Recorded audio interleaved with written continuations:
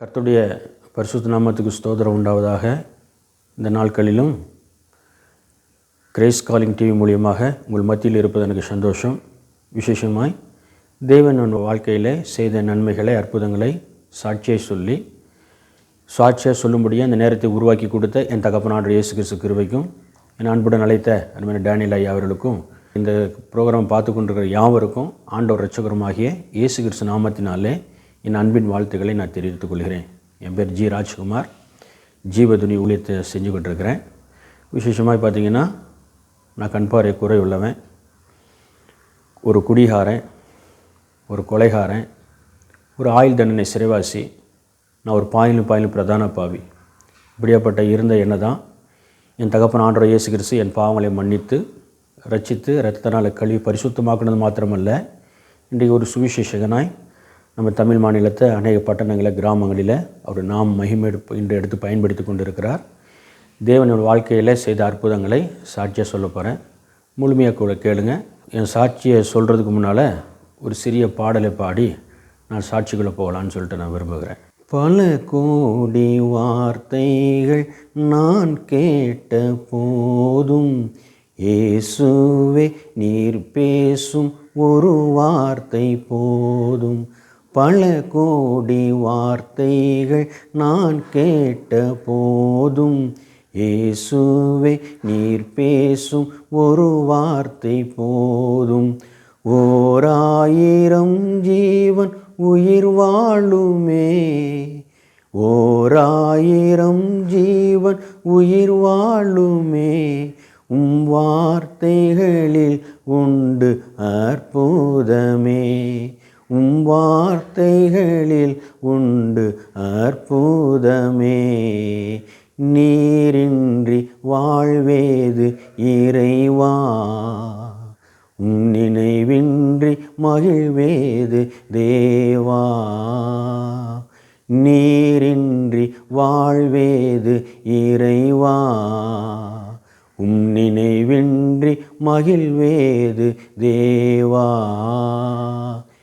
எத்தனை நன்மைகள் செய்தீரையா, அது எதற்கென்று நன்றி சொல்லி துதிப்பேனையா. எத்தனை நன்மைகள் செய்தீரையா, அதில் எதற்கென்று நன்றி சொல்லி துதிப்பேனையா. அத்தனையும் சொல்ல வேண்டும் என்றா, அத்தனையும் சொல்ல வேண்டும் என்றால் 1000 நாவுகள் போதாதையா, 1000 நாவுகள் போதாதையா. நீரின்றி வாழ்வேது இறைவா, நினைவின்றி மகிழ்வேது தேவா. நீரின்றி வாழ்வேது இறைவா, நினைவின்றி மகிழ்வேது தேவா. கர்த்தருடைய பரிசுத்த நாமத்துக்கு ஸ்தோத்திரம். 1974 தூத்துக்குடி மாவட்டத்தில் ஒரு குட்கிராமம், குளத்துக்குடியிருப்பு என்ற ஒரு குட்கிராமத்தில் நான் பிறந்தேன்.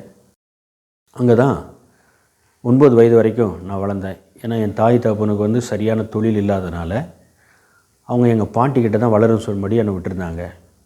அந்த குளத்துக்குடியிருப்பில் எங்கள் பாட்டி பேர் ஐ ஜோதிமணி அம்மாள், என் தாத்தா பேர் ஐயாத்துறை. அவங்க தான் எங்கள் தாத்தா பாட்டியாக இருந்தாங்க. அவங்கக்கிட்ட தான் நான் பார்த்திங்கன்னா 9 வயசு வரைக்கும் அங்கே வளர்ந்தேன். எங்கள் பாட்டி நல்ல சர்ச்சுக்கு அடிக்க போவாங்க, நல்ல ஜெபிக்கிறவங்க. அப்படி இருக்கிறனால என்னையும் அந்த மாதிரி சூழ்நிலை தான் வளர்த்தாங்க. என்னையும் ஆலயத்துக்கு கூப்பிட்டு போவாங்க, இன்னும் கடவுளுடைய காரியத்தினால அநேக காரியத்தை சொல்லிக் கொடுப்பாங்க. இப்படி என் பாட்டிக்கும் தாத்தாவுக்கும் நல்ல ஒரு பிரியமான ஒரு பேரனா நான் அங்கே 9 வயது வரைக்கும் நான் வாழ்ந்து கொண்டு இருந்தேன். அப்படி இருக்கும் பொழுது எங்கள் தாத்தா பாட்டிக்கு நான் நல்லா படித்து ஒரு பெரிய ஆகணும்னு அவங்களுக்கு ஆசை. அதனால் அந்த கிராமத்திலே ஒரு ஸ்கூலில் என்னை சேர்த்து என்ன செஞ்சாங்கன்னா படிக்க வச்சாங்க. கிட்டத்தட்ட 3ஆவது வகுப்பு வரைக்கும் படித்தேன். அதுக்கப்புறம் என்ன ஆயிடுச்சுன்னா, எங்கள் அப்பாவும் எங்கள் அம்மாவும் சென்னை பட்டணத்தில் ஒரு பெட்டி கடை ஆரம்பிச்சிருக்கேன் அப்படின்னு சொல்லிட்டு நான் சென்னையில் படிக்க வச்சிடுறேன், நான் என் மகனை கூட்டிகிட்டு போகிறேன் அப்படின்னு சொல்லிட்டு என் தாய் தகப்பன் வந்து எங்கள் பாட்டி தாத்தா கிட்டே இருந்து என்னை சென்னை பட்டணத்துக்கு கூட்டிகிட்டு வந்தாங்க. சென்னை பட்டணத்தில் எங்கள் அப்பா அந்த பெட்டி கடை நடத்தியிருந்த இடம் வந்து பார்த்திங்கன்னா அந்த ஏரியா பேர் கோடம்பாக்கம்னு சொல்லுவாங்க. அங்கே தான் எங்கள் அப்பா எங்கள் அம்மா அந்த தொழில் பண்ணிகிட்டு இருந்தாங்க, பெட்டி கடை நடத்திக்கிட்டு இருந்தாங்க. அதுக்கப்புறம் பாருங்கள், தூத்துக்குடியிலேருந்து சென்னையில் டி நகரில் Ramakrishna missionary IS centre school அப்படின்னு சொல்லிட்டு பார்த்திங்கன்னா அந்த ஸ்கூலில் என்னை 4வது வகுப்பில் சேர்த்தாங்க. சேர்க்கும் பொழுது அங்கே அந்த படிச்சுக்கிட்டு எங்கள் அப்பா அம்மா கூட நான் அந்த சென்னை பட்டணத்தில் அந்த கோடம்பாக்கத்தில் நான் வளர்ந்துக்கிட்டு இருந்தேன். அங்கே படித்து வளர்ந்துக்கிட்டு இருக்கும் பொழுது எனக்கு கூட பிறந்தவங்க 2 சகோதரிகள் உண்டு. நான் தான் எங்கள் வீட்டில் மூத்த பையன். எனக்கு கூட பிறந்தவங்க 2 சகோதரி உண்டு. முதல் சகோதரி வந்து பார்த்திங்கன்னா அவங்க பேர் லீதியா, 2வது சகோதரி பார்த்திங்கன்னா அவங்க பேர் கெர்ஷியா. இப்படி 3 பேருமா நாங்கள் எங்கள் தாய் தகப்பனோட இருந்து படித்துக்கொண்டு எங்களை வளர்த்து கொண்டு இருந்தாங்க. அப்படி இருக்கும் பொழுது தான் அந்த பெட்டிக்கடை வருமானத்தை கொண்டு வந்து எங்கள் அம்மா கிட்ட கொடுப்பாங்க எங்கள் அப்பா. அது கொஞ்சம் வருமானமாக இருந்தாலும் அதை எங்கள் அம்மா சிக்கனமாக செலவு பண்ணி எங்களுக்கு செய்ய வேண்டிய காரியத்தையும் செய்வாங்க. யார்கிட்டையும் ₹1 ₹2 கடன் வாங்க மாட்டாங்க. அவ்வளோ சிக்கனமாக எங்கள் அம்மா இருக்கிற ஆள். இருந்தாலும் எங்கள் தகப்பனார் என்னென்னு பார்த்திங்கன்னா குடிப்பழக்கம் இருந்துச்சு. குடிப்பழக்கம் இருந்ததுனால எங்களால் பார்த்திங்கன்னா இரவெல்லாம் எங்களால் என்ன செய்ய முடியாதுன்னா தூங்கவே முடியாது. எங்கள் அப்பா குடிச்சிட்டு நைட்டு 12 மணிக்கு மேலே தான் வருவாங்க. அந்த நேரத்தில் வந்து எங்கள் அம்மாக்கிட்ட தேவையில்லாத சண்டை போடுவாங்க, எங்கள் அம்மாவை அடிப்பாங்க, ரொம்ப துன்புறுத்துவாங்க. வீட்டிலலாம் எங்களால் தூங்கவே முடியாது. நாங்கள் அநேக நேரில் ரோட்டில் தான் விடிய விடிய விடிய உட்காந்துக்கிட்டு எங்கள் நாளை கழிச்சிருக்கோம். இப்படிப்பட்ட சூழ்நிலையில் தான் நானும் எங்கள் அம்மாவும் எங்கள் பிள்ளைகளும் என் தகப்பனார் கூட என்ன செஞ்சுக்கிட்டோம், வாழ்ந்துக்கிட்டு இருந்தோம். பாருங்கள், எங்கள் தாத்தா பாட்டி வீட்டில் இருக்கும் பொழுது நான் ஆலயத்துக்கு போகிறவனா இருந்தேன். நான் அவங்களோட கூட கிறிஸ்துவ தேடுறவனா இருந்தேன். ஆனால் சென்னை பட்டணத்தில் இப்படிப்பட்ட சூழ்நிலை, எங்கள் தகப்பனார் அவன் தாய் கூட வந்தோன்னே இப்படிப்பட்ட சூழ்நிலை இருக்கும் பொழுது நான் சபைக்கு போக முடியலை, ஆலயத்துக்கு போக முடியாத ஒரு சூழ்நிலை தள்ளப்பட்டேன். ஏன்னா எங்கள் அப்பா அம்மா கிறிஸ்தவர்களாக இருந்தாலும் அவங்க வந்து பார்த்திங்கன்னா ஜெபிக்கிற வாழ்க்கை அவங்ககிட்ட கிடையாது, வேதத்தை வாசிக்கிற வாழ்க்கை அவங்க கிடையாது, குடும்ப ஜெபம் பண்ணுற அந்த காரியம் அவங்ககிட்ட கிடையாது. ஒன்லி பெயர் கிறிஸ்துவர்கள், பண்டிகைக்கு மாத்திரம் ஆலயத்துக்கு போகிற ஒரு கிறிஸ்துவராக தான் வாழ்ந்துக்கிட்டு இருந்தாங்க. இப்படிப்பட்ட சூழ்நிலையில் தான் சென்னை பட்டணத்தில் அவரோட கூட நான் வாழ்ந்து கொண்டு இருந்தேன். அப்படி இருக்கும்போது பார்த்திங்கன்னா நான் சரி படித்தாவது பெரிய ஆளாக வரணும்னு சொல்லிட்டு நான் ட்ரை பண்ணி படிக்க ஆரம்பித்தேன். 9வது வரைக்கும் தான் என்னால் படிக்க முடிஞ்சுது. 9வது விட்டு என்னால் மேலே போகவே முடியல. அன்றைக்கி பார்த்திங்கன்னா 8வது வரைக்கும் பாஸ் பண்ணி போடலாம், அப்படி பாஸ் பண்ணி போட்டுட்டாங்களான்னு தெரில. எனக்கு படிப்புக்கு சரியாக ஏறலை. 9வது வரைக்கும் பாஸ் ஆகிட்டே வந்தேன். 9வதுக்கு அப்புறம் என்னால் கடக்கவே முடியல.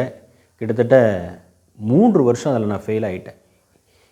ஏன் இதை 3 வருஷம் ஃபெயில் ஆகிட்டேன் நான் ஓப்பனாக சொல்கிறேன் அப்படின்னு பார்த்தோம்னா, ஏன்னா எப்பேற்பட்ட ஒரு மனுஷனையும் ஆண்டவர் தொட முடியும், ரசிக்க முடியும், எடுத்து பயன்படுத்தவும் முடியுன்றதுக்காக தான் நான் சொல்கிறேன். 9வது வரைக்கும் நான் படிச்சுக்கிட்டே இருக்கும் பொழுது அந்த 3 வருஷம் ஃபெயில் ஆனதுனால அதுக்கப்புறம் எனக்கு ஸ்கூலுக்கு போகிற விருப்பமே இல்லை, படிக்கிற ஒரு ஈடுபாடே இல்லை. 6வது படிக்கிறவங்க கூட என் கூட வந்து உட்காந்துட்டேன்னு சொல்லிட்டு எனக்கு ரொம்ப அசிங்கமாக இருந்துச்சு, ரொம்ப கவலையாக இருந்துச்சு. நம்ம என்ன செய்ய போகிறோம், படிப்பும் ஏறலை, குடும்ப சூழ்நிலையும் இப்படி இருக்குது, என்ன செய்யலாம் அப்படின்னு சொல்லிட்டு பலவிதமான காரியத்தை நான் யோசனை பண்ணிக்கிட்டே இருக்கும் பொழுது அப்புறம் எங்கள் அப்பா சொன்னாங்க, நீ என் கூட வந்து நான் வச்சுருக்க பெட்டி கடையில் எனக்கு உதவியாயிரு அப்படின்னு சொல்லிட்டு என் தகப்பனார் என்னை கூப்பிட்டாங்க. அப்படி கூப்பிட்டதுனால சரி, அப்போ தகப்பனாரோடு இணைஞ்சி நம்ம அந்த பெட்டி கடையை நடத்திக்கிட்டு இருப்போம் அப்படின்னு சொல்லிட்டு எங்கள் தகப்பனாரோட கூட இணைஞ்சி அந்த பெட்டி கடையை நானும் என் தகப்பனோட இணைஞ்சி நடத்த ஆரம்பித்தேன். நடத்திக்கிட்டு அதில் வர்ற வருமானத்தில் எங்கள் அம்மாவுக்கும் கூட பிறந்த 2 சகோதரிகளுக்கும் தேவையான காரியத்தை கொடுத்து இப்படி என் தாய்க்கும் என் தகப்பனுக்கும் கூட பிறந்த 2 சகோதரிகளுக்கும் நல்ல ஒரு சகோதரனாகவும் நல்ல ஒரு பிள்ளையாகவும் அந்த கோடம்பாக்கம் பகுதியில் நான் வாழ்ந்து கொண்டு இருந்தேன். அப்படி இருக்கும்போது பார்த்திங்கன்னா நான் சென்னை பட்டணத்தில் எனக்கு தெரியாத இடமே கிடையாது. நான் 2 வீலர் ஓட்டுவேன், 3 வீலர் ஓட்டுவேன், 4 வீலர் ஓட்டுவேன். சென்னை பட்டணத்தில் எனக்கு தெரியாத இடமே கிடையாது. அப்படி நான் வாழ்ந்து கொண்டு இருந்தேன். அது மாத்திரமல்ல, ஆண்டவர் படைத்த இந்த வானத்தையும் பூமியும் இந்த இயற்கையெல்லாம் அழகெல்லாம் நான் ரசித்த ஒரு மனுஷன். இப்படி இருக்கும் பொழுது தான் 1999 விசேஷமாக எனக்கு ஒரு 25 வயசு இருக்கும். என் 2 கண்களுக்கு வர நரம்பு பாதிக்கப்பட்டு நான் பார்வை இழந்து வெளியில் எங்கே போக முடியாத ஒரு சூழ்நிலை நான் தள்ளப்பட்டேன். அது ஏன் அப்படின்னு பார்த்தீங்கன்னா, நான் 6ஆம் வகுப்பு படிக்கும் பொழுது எனக்கு ஒரு டிபி அப்படின்ட்டு ஒரு நோய் ஒன்று எனக்கு வந்துருச்சு. அதுக்காக எனக்கு பென்சிலைன் இன்ஜெக்ஷன் ஒன்று போட்டாங்க. அந்த போட்டதுனால அந்த இன்ஜெக்ஷனுடைய டோஸ் அதிகமாக இருந்ததுனால அது கண்களுக்கு வர நரம்பு பாதிக்கப்பட்டுருச்சு. அது அப்போல்லாம் ஒன்றும் தெரியல. படிப்படியாக உள்ளேயே கொஞ்சம் கொஞ்சமாக நரம்பில் அந்த பார்வையை குறைச்சிக்கிட்டு வந்துக்கிட்டே இருந்ததுனால 25 வயசில், அதான் 1999 25 வயசு இருக்கும் பொழுது தான் நரம்பு சுத்தமாக பாதிக்கப்பட்டு நான் பார்வை இழந்து போயிட்டேன்.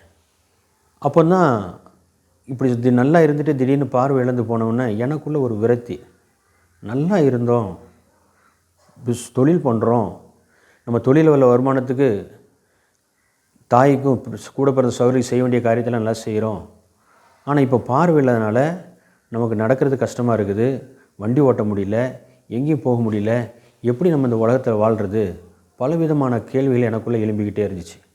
அப்படி இருக்கும்போது பார்த்திங்கன்னா என் சிந்தையில் ஒரு பிசாசு வந்து அடிக்கடி பேசிக்கிட்டே இருக்கும். அது என்ன சொல்லணும்னு பார்த்தீங்கன்னா, டேய் நீ நல்லா இருந்த, இப்போ உனக்கு பார்வை போயிடுச்சு, பார்வை இல்லாமல் உலகத்தில் உன்னால் வாழ முடியாது, உன்னை யாரும் திருமணம் பண்ணிக்கிட மாட்டாங்க, உனக்கு வாழ்க்கை கிடையாது, அதனால் நீ சூசைட் பண்ணிக்க, நீ செத்துடு, ஏன் கூட வா அப்படின்னு சொல்லிட்டு ஒரு ஆவி அடிக்கடி என் சிந்தனை பேசிக்கிட்டே இருக்கும், என்னை கூப்பிட்டுக்கிட்டே இருக்கும். என்னுடைய சிந்தனை என்னென்னா, என்னுடைய தாட் என்னென்னா, பார்வை இல்லாமல் இந்த உலகத்தில் நம்மளால் வாழவே முடியாது, அதனால் செத்துடணும் அப்படின்னு சொல்லிட்டு அந்த தற்கொலை எண்ணத்தோடு தான் அந்த 25 வயசுக்கு அப்புறம் அந்த கோடம்பாக்கம் பகுதியில் நான் வாழ்ந்துக்கிட்டு இருந்தேன். அப்படி இருக்கும் பொழுது என் தாய் தப்பன் பார்த்தாங்க. ஒரே பையனாச்சே, நல்லா தானே இருந்தான், திடீர்னு ஏன் அவனுக்கு பார்வை போச்சு, நல்ல ஒரு மருத்துவமனையில் கொண்டு போயிட்டு இவன் செக் பண்ணலாம் அப்படின்னு சொல்லிட்டு நம்ம சென்னை பட்டணத்தில் கோபாலபுரத்தில் அகர்வால் என்ற ஒரு பெரிய கண் மருத்துவமனைக்கு கூட்டிகிட்டு போனாங்க.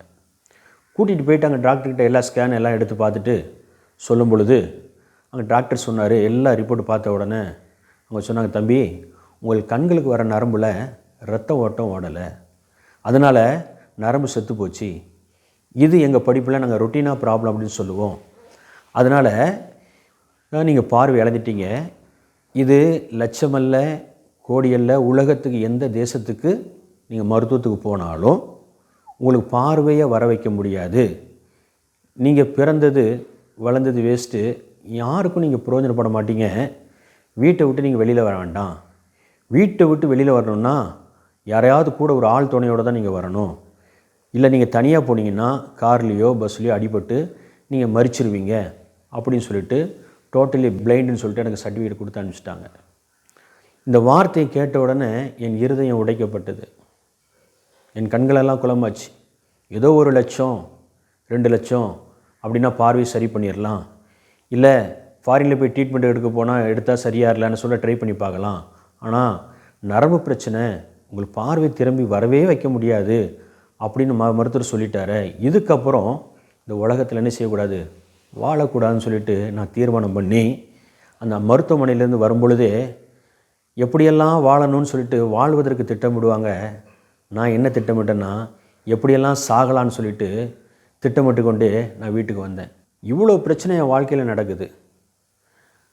இவ்வளோ பிரச்சனை வாழ்க்கையில் நடந்தாலும் என்னுடைய சிந்தனை, என்னுடைய காரியம்லாம் மரணத்தை தேடி தான் ஓடுதே தவிர, நான் ஒரு கிறிஸ்தவனாக இருந்தோம், இயேசு பாவத்தை மன்னிக்கிறவர், மரித்தவனை உயிரோடு கூட எழுப்புகிறவர், சுகம் கொடுக்கிறவர், இப்படி அநேக காரியங்களை தெரிஞ்சும் நான் என்ன செஞ்சேன்னா மரணத்தை தேடி தான் ஓடினே தவிர, உயிர் கொடுக்குற இயேசுவை, சுகம் கொடுக்குற இயேசுவை, பிரச்சனைகளை மாற்ற இயேசுவை நான் என்ன செய்யலை, தேடவே இல்லை.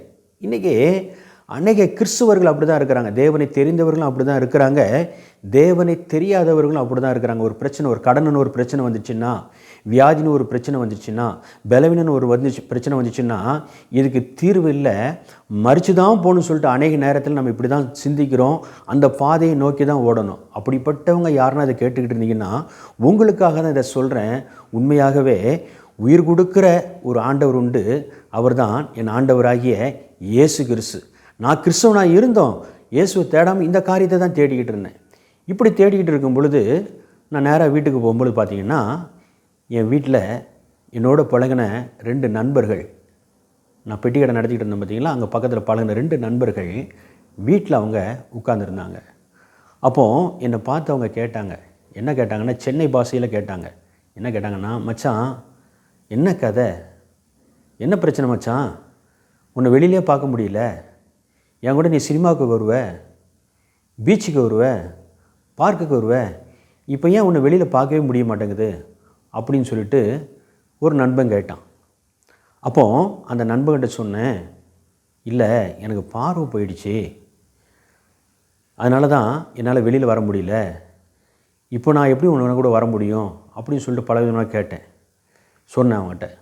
அவன் திருப்பி திருப்பி கேட்டான், இல்லை நீ என் கூட வா, பீச்சுக்கு வா, சினிமாவுக்கு வா, நம்ம ஜாலியாக இருக்கலாம் அப்படின்னு கூப்பிட்டான். இல்லை எனக்கு பார்வை போனதுனால முந்தி மாதிரி உங்களோட பார்க்குக்கு பீச்சுக்கெல்லாம் வர முடியாது அப்படின்னு சொல்லிட்டு சொன்ன உடனே இன்னொரு நண்பன் அதுலேருந்து எழும்புனா. அவன் சொன்னான், இதுதான் உன் பிரச்சனையா, இதுதான் உன் வேதனையா, இதுதான் கவலையா, இதனால தான் நீ வீட்டை விட்டு வெளியில் வர மாட்டேன்றியா, கவலைப்படாத, நேராக போகிறோம், ஒரு கோட்டரை முறுக்கிறோம், எல்லா மேட்டரையும் சால்வ் பண்ணுறோம் அப்படின்னு சொல்லிட்டு என் நண்பன் சொன்னான்.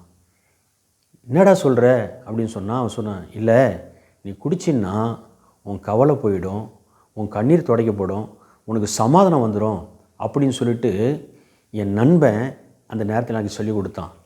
இன்றைக்கி இந்த சாட்சிய வாலிப பிள்ளைங்க கூட நீங்கள் கேட்கலாம். வாலிப பிள்ளைகளுக்கு அநேக நேரத்தில் நம்ம தாய் தகப்பனுடைய வார்த்தையை பார்க்கிலும்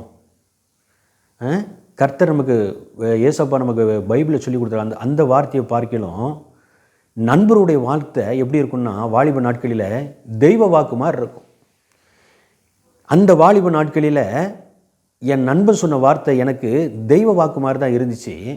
அதனால் என் நண்பனுடைய வார்த்தையை கேட்டு அவங்க கூட சேர்ந்து சரி வா நம்ம குடிக்க போகலாம் அப்படின்னு சொல்லிட்டு அவனோட சென்று குடிக்க போனேன். அப்போ போகும்போதே சொல்லி கொடுத்தான் எப்படிலாம் குடிக்கணும் அப்படின்னு சொல்லிட்டு. அவனோட கூட சேர்ந்து குடிக்க போனேன்.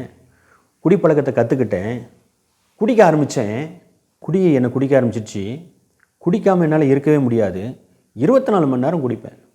அப்போ நீங்கள் கேட்கலாம், 24 மணி நேரம் குடிக்கிறது இவர் எங்கே காசு இருக்கும், எங்கே பணம் வச்சுருப்பார் அப்படின்னு. அதான் என் தகப்பனார் கூட அந்த பெட்டி கடை நடத்திக்கிட்டு இருந்தேன் பார்த்தீங்களா. எனக்கு என்ன தேவையோ அதை அந்த பெட்டி கடையில் அந்த காசை எடுத்துக்கிடுவேன். காசு கொடுத்து யார்கிட்டனா வாங்கிட்டு வர சொல்லி நண்பர்கிட்ட வாங்கிட்டு வர சொல்லி அப்படி தான் குடிப்பேன். நான் குடிக்கிற நேரத்தில் என்ன தெரில, கவர்மெண்ட்டு பார்த்திங்கன்னா மினி கோட்டர்னு ஒன்று விட்டாங்க.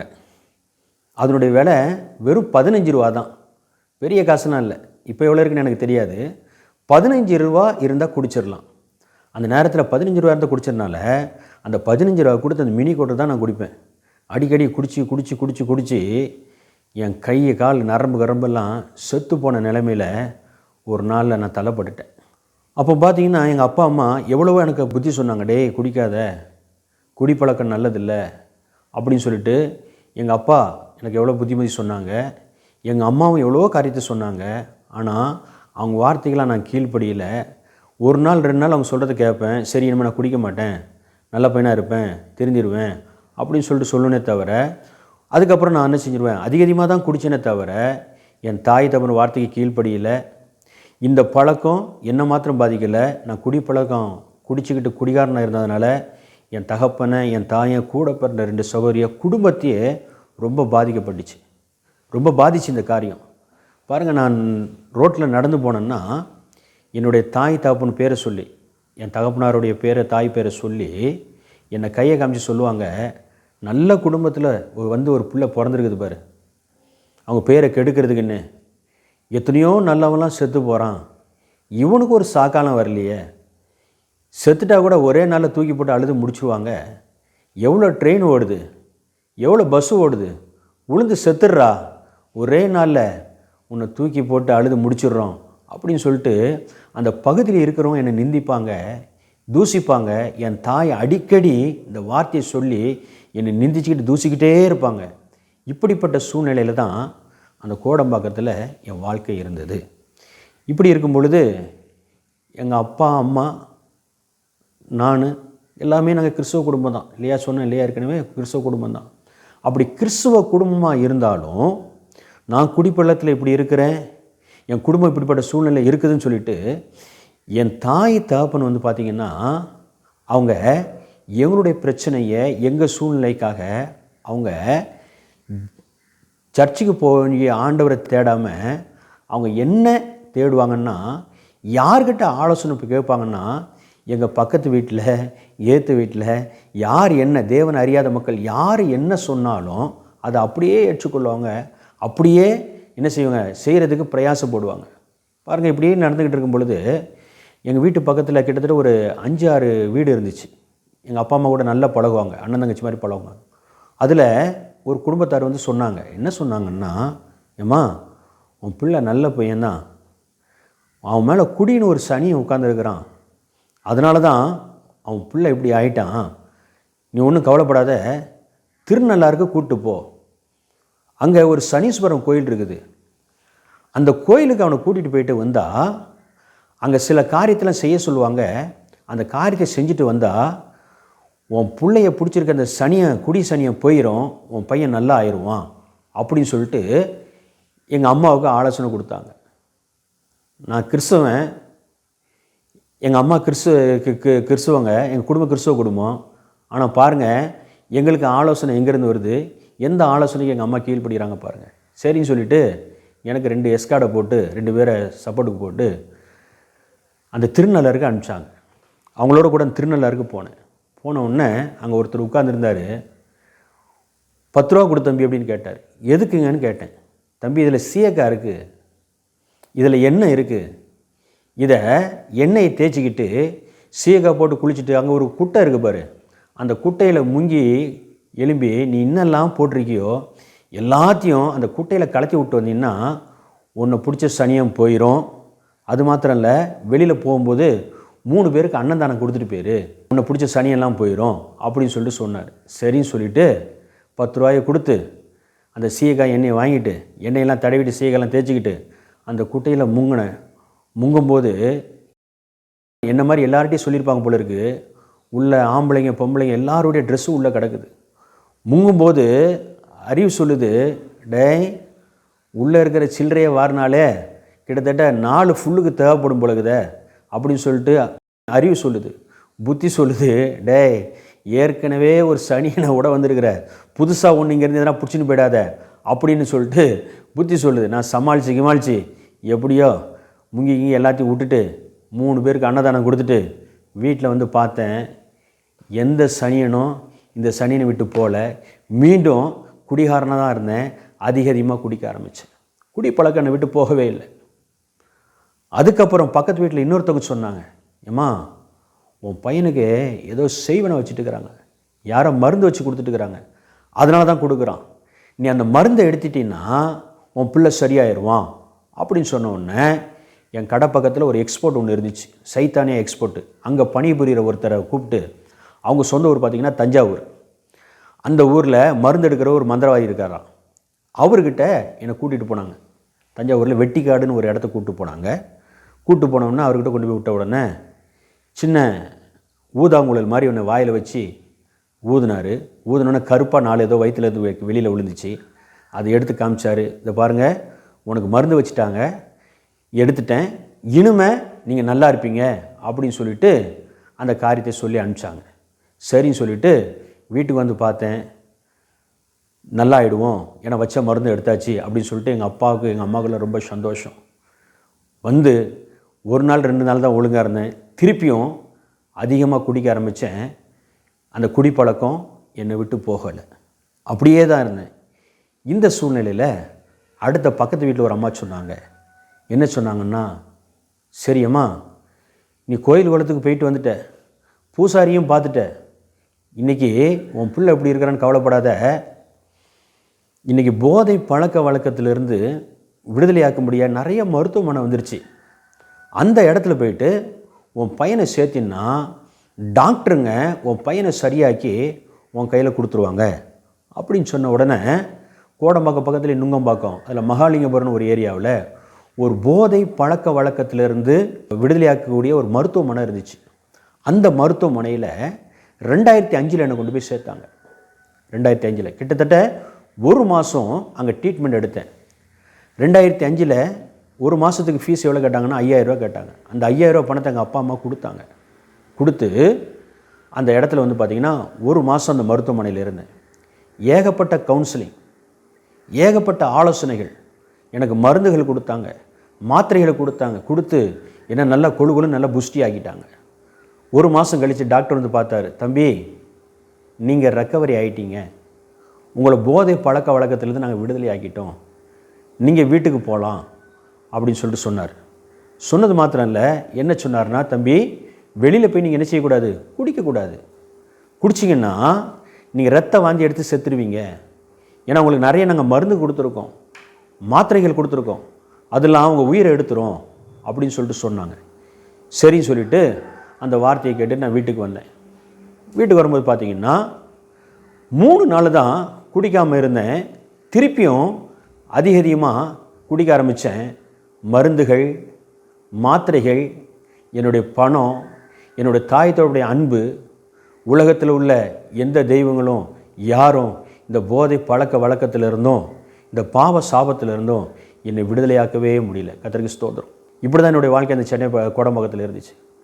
திரியப்ப அப்புறம் கடைசியாக ஒருத்தவங்க ஆலோசனை கொடுத்தாங்க, ஏம்மா சொன்னதெல்லாம் செஞ்சிட்ட, கடைசியாக ஒரே ஒரு காரியத்தை சொல்கிறேன் கேட்டுக்க, இதை மட்டும் செஞ்சுப்பார், இல்லைன்னா விட்டுரு இதோட அப்படின்னு சொல்லிட்டு, நீ கிராம பக்கமாக போ, கஷ்டப்பட்ட குடும்பத்தில் ஒரு பொண்ணை பாரு, பொண்ணை பார்த்து உன் பையனுக்கு கல்யாணம் பண்ணி வச்சிரு, கல்யாணம் பண்ணி வச்சிட்டின்னா வர்ற பொண்ணு உன் பையனை திருத்தி கொடுத்துருவா, உன் குடும்பம் நல்லா ஆகிடுமா அப்படின்னு சொல்லிட்டு திருப்பி ஒரு ஆலோசனை சொன்னாங்க. சொன்னதுனால ஏற்கனவே நான் பார்வை போயிடுச்சு, நான் குடிகாரன், என்னுடைய சொந்த பந்தம் யாரும் எனக்கு பொண்ணு கொடுக்க மாட்டாங்க, நான் சென்னை பட்டணத்தில் இருக்கிறேன், எனக்கு யாரும் பொண்ணு கொடுக்க மாட்டாங்கன்னு சொல்லிட்டு திருப்பி கிராம பக்கத்தில் தூத்துக்குடி மாவட்டத்தில் நால்மாடி பக்கத்தில் புறையூர் ஓடக்கரைன்னு சொல்லிட்டு ஒரு கிராமத்தில் கஷ்டப்பட்ட ஒரு குடும்பத்தில் ஒரு பொண்ணை பார்த்து எனக்கு கல்யாணம் பண்ணி வச்சாங்க. கல்யாணம் பண்ணி என் மனையோடு இருந்தேன். கல்யாணம் பண்ணதுக்கப்புறம் தெரிஞ்சிடுவான்னு பார்த்தா, கல்யாணம் பண்ணதுக்கப்புறமும் நான் திருந்தலை. திருப்பி நான் என்ன செய்வேன், அதிகமாக நான் குடிக்க தான் ஆரம்பித்தேன். கடைக்கு போவேன், அந்த பெட்டி கடையை நடத்திக்கிட்டு வியாபாரம் பண்ணுவேன், வர்ற வருமானத்தில் குடிச்சிட்டு வீட்டுக்கு வந்துடுவேன். நைட்டு 12 சில நேரத்தில் நண்பரோடு சேர்ந்து போயிடுவேன். அழகாக வெளியில் கூட்டிகிட்டு போவாங்க, வாசலை கொண்டு வந்து விட்டுருவாங்க. இப்படி 12 மணி 1 மணிக்கு வந்து அந்த நேரத்தில் என் மனைவி கூட சாப்பாடு போடுங்க அது போடுன்னு சொல்லிட்டு என் மனைவியை தொல்லை கொடுத்ததுனால என் மனைவி என் கூட 3 மாதம் தான் குடும்பம் நடத்தினாங்க. அதுக்கப்புறம் அவங்களும் சொல்லிட்டாங்க, குடிகாரன் உன் கூட என்னால் குடும்பம் நடத்த முடியும்னு சொல்லிட்டு என்னை விட்டு அவங்களும் அவங்க சொந்த ஊருக்கு அவங்க அப்பா அம்மா கிட்ட போயிட்டாங்க. எங்கள் அப்பா அம்மா வந்து பார்த்தாங்க, அந்த உன் வாழ்க்கையை நீயே கெடுத்துட்ட, கல்யாணம் பண்ணால் திருந்திடுவோன்னு பார்த்தோம், ஆனால் நீ திருந்தலை, அதனால் உன் வாழ்க்கை வாங்கையில் தான், உன்னால் நீ செஞ்ச தப்புனால தான் உன் மனைவி போனா, நீயே போய் கூட்டிகிட்டு வா உன் மனைவியை அப்படின்னு சொல்லிட்டு சொன்னதுனால நான் என்ன செஞ்சேன்னா, திருப்பி எங்கள் மாமியார் ஊருக்கு நான் போனேன். மாமியார் ஊருக்கு போயிட்டு எங்கள் மாமியார்கிட்ட சொன்னேன், எங்கள் மாமனார்கிட்ட சொன்னேன், நான் இனிமேல் குடிக்க மாட்டேன், நான் திருந்தி வாழ்வேன், அதனால் என் மனைவி என் கூட அனுப்பிச்சிருங்க அப்படின்னு சொல்லும் பொழுது எங்கள் மாமியார் சொன்னாங்க, என் மக கூட வாழ்கிற தகுதியே உனக்கு இல்லை, என் மகளை நீ ரொம்ப கொடுமைப்படுத்திட்ட, நீ போகலாம், இனிமேல் அவள் அவன் கூட வாழ மாட்டா அப்படின்னு சொன்னதுனால திருப்பி நான் சென்னைக்கு வந்துட்டேன். ஏன் என் மாமியார் என்ன ஒரு குடும்பக்காரன், என் மகளோட வாழ்கிறக்கூடிய தகுதி உனக்கு இல்லை அப்படின்னு சொன்னாங்கன்னா, என் மனைவியை எங்கள் அப்பா அம்மா 2 பேர் தான் போய் பார்த்தாங்க. நான் கண் பார்வை குறையுள்ளவன், பார்வை தெரியாதவன், ஆனால் என் மனைவி குடும்பத்தில் அதை பற்றி அவங்ககிட்ட சொல்லலை. 2வது வந்து நான் குடிகாரன், அதையும் அவங்ககிட்ட சொல்லலை. 3வது பார்த்திங்கன்னா, சம்பாதிச்ச காசை வந்து என் மனைவிட்டையும் கொடுக்க மாட்டேன், நல்லா இருக்கும்போது தாய் தகப்பனையும் கொடுக்க மாட்டேன், கல்யாணம் ஆகி என் மனைவிட்டையும் கொடுக்க மாட்டேன். இப்படி நிறைய காரியங்கள், குடிச்சிட்டு 12 மணி 1 மணிக்கு வருவேன், இப்படி நிறைய காரியத்தை பொய் சொல்லி திருமணம் பண்ணதுனால எங்கள் மாமியாராலையும் எங்கள் மாமனாராலையும் மனைவியை என்ன செய்யல, ஏற்றுக்க முடியல. அதனால தான் அவங்க சொன்னாங்க, நீ என் மகளை என்ன செஞ்சிட்ட, ரொம்ப கொடுமை செஞ்சிட்ட, அதனால் நீ போ, என் மகளோட வாழ்கிற தகுதியே உனக்கு இல்லை அப்படின்னு சொல்லிட்டு என்னை சொல்லி அனுப்பிட்டாங்க. நான் வந்துட்டேன். வந்ததுக்கப்புறம் என்ன நடந்ததுன்னு பார்த்தீங்கன்னா, குடிக்கிறவனுக்கு வந்து ஏதாவது காரணம் இருக்கணும், அது சொல்லியே குடிப்பான். அதனால் என் மனைவி என்னை விட்டு போயிட்டாங்க, வரமாட்டாங்கன்னு சொல்லி திருப்பி அதிகமாக குடிக்க ஆரம்பித்தேன். அந்த சூழ்நிலை தான் என் சகோதரிக்கு என்ன பண்ணாங்கன்னா, ஒரு திருமணம் ஒன்று ஆயத்தம் பண்ணி வச்சுருந்தாங்க. அப்போது உறவினர்லாம் நம்ம திருமணத்துக்கு வருவாங்க, கல்யாணம் ஆகி 3 மாதம் தானே ஆகுது, மருமகள் இல்லைன்னா சொந்தக்காரங்களாம் தப்பாக நினைப்பாங்களே, அப்படின்னு சொல்லிட்டு எப்படியாவது என்ன செய்யணும், மருமகளை கூட்டிகிட்டு வரணும்னு சொல்லிட்டு எங்கள் அப்பா என்ன செஞ்சாங்க, எங்கள் அப்பா அம்மாவும் எங்கள் மாமனார் மாமியார் அவங்க குடும்பத்தை சம்மந்தப்பட்ட எல்லாரோட பேசி இனிமேல் என் பையன் ஒழுங்காக இருப்பான், இனிமேல் எந்த ஒரு தவறும் செய்ய மாட்டான் அப்படின்னு சொல்லிட்டு நாங்கள் பொறுப்பு அப்படின்னு சொல்லிட்டு அந்த காம்ப்ரமைஷன் பண்ணி என் மனைவியை என்னோட கூட்டிக் கொண்டு திருப்பி என்ன செஞ்சாங்கன்னா வாழ வச்சாங்க. இப்படி நாங்கள் வாழ்ந்து கொண்டு இருந்தோம்.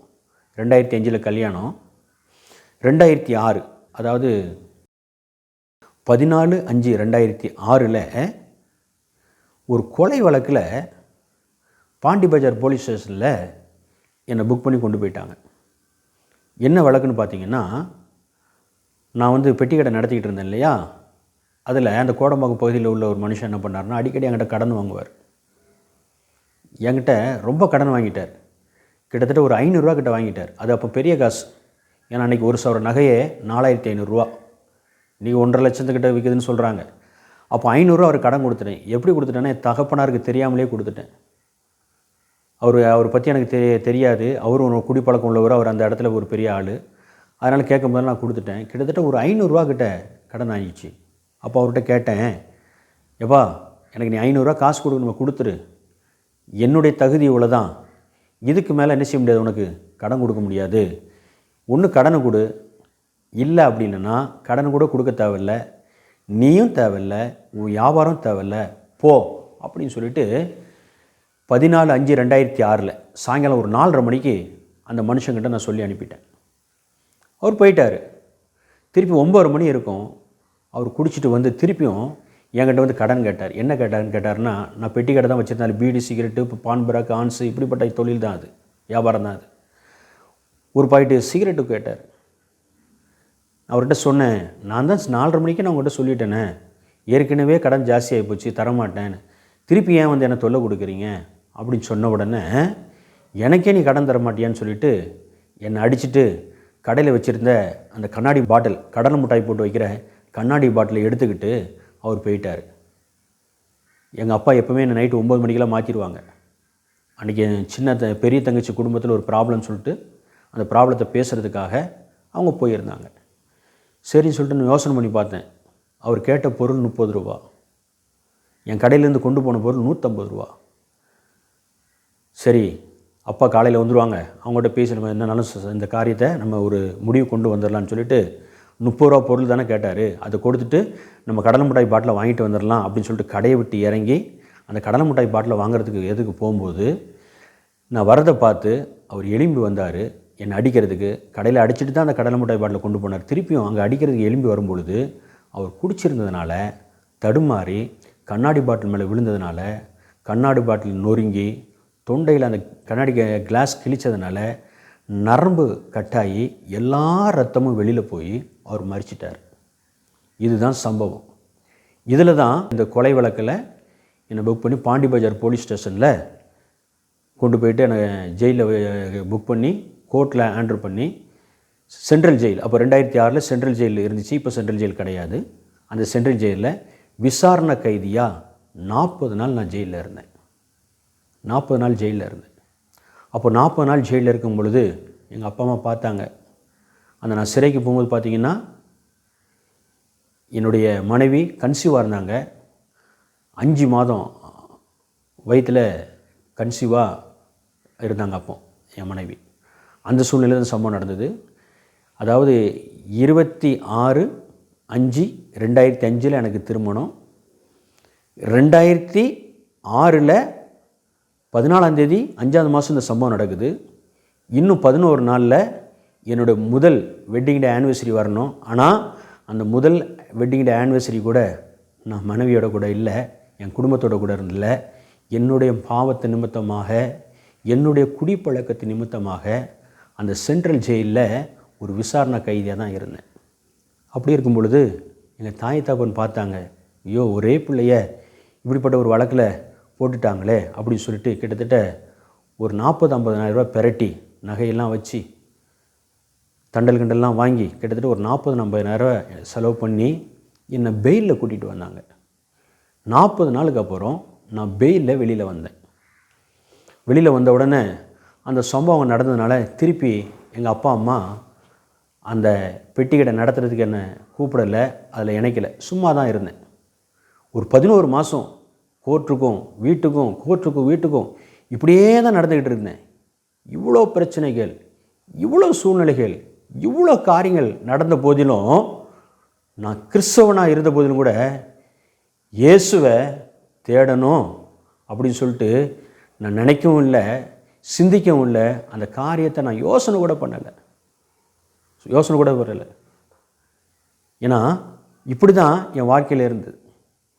நம்ம அநேகர் கிறிஸ்தவராக இருந்த போதில் பிரச்சனைகள் பெருசானாலும், இருக்க பெருசாக போயிட்டு இருந்தாலும், நம்ம அந்த பிரச்சனையை தான் பார்க்குறோம், அதுலேருந்து விடுதலையாக தான் பார்க்குறோமே தவிர, சிறையிருப்பை மாற்றுகிற ஒரு தெய்வம் இயேசு என்று தெரிஞ்ச குடும்பத்தில் பிறந்தும் அந்த சிறையிருப்பை மாற்றும்படியாய் என்ன செய்யலை, நான் இயேசுவை தேடலை. இன்றைக்கி நிறைய பேர் அப்படி தான் இருக்கும். தேவனை அறிந்தவரும் சரி, கிறிஸ்தவ குடும்பத்தில் கிறிஸ்தவன்னு சொல்லி கூட பிரச்சனைகள் எவ்வளோதான் வந்தாலும் சரி, எவ்வளோதான் நம்ம சிறையிருப்பில் இருந்தாலும் சரி, அந்த சிறையிருப்புலேருந்து விடுவிக்கிற ஒருத்தர் இயேசு உண்டுன்னு சொல்லிட்டு அதை அறிந்தும் இயேசுவை தேடாமல் இன்றைக்கி அநேகர் என்ன சொல்லணும்னா, நம்மளுடைய சுயபலத்தில் தான் ஓடிக்கிட்டே இருக்குமே தவிர இயேசுவை தேடுறதில்லை. இப்படி தான் நானும் எங்கள் குடும்பமும் சுயபலத்தில் என்ன செஞ்சுக்கிட்டு இருந்தோம், ஓடிக்கிட்டே இருந்தோம்.